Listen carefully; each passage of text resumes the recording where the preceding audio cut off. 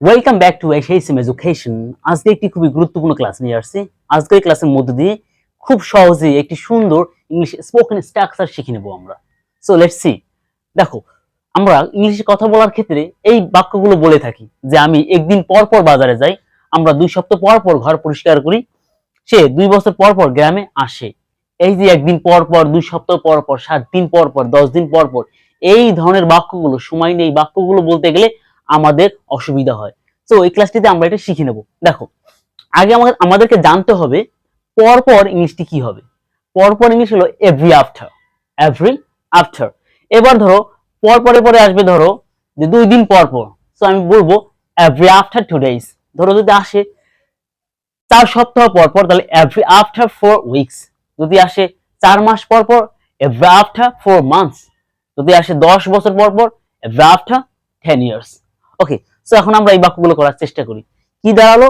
তুমি every after ব্যবহার করবে, তারপর যে সময়টা উল্লেখ করতে চাও, 2 দিন, 4 দিন, 4 সপ্তাহ, 5 সপ্তাহ, 5 বছর, 10 বছর, 5 weeks, as you wish। Okay, so এইভাবে আমরা বাক্যগুলো তৈরি করতে পারি। So let's see.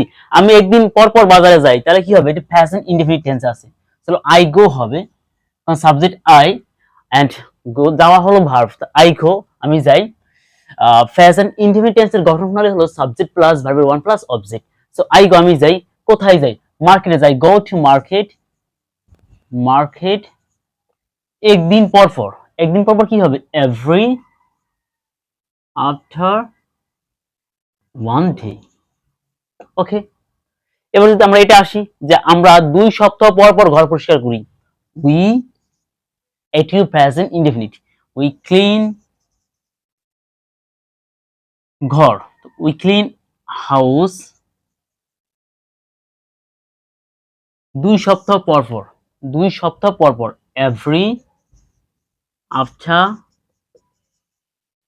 2 weeks। এবার এটি তোমরা করো যে সে 2 বছর পর পর গ্রামে আসে, কি হবে? So thank you for watching.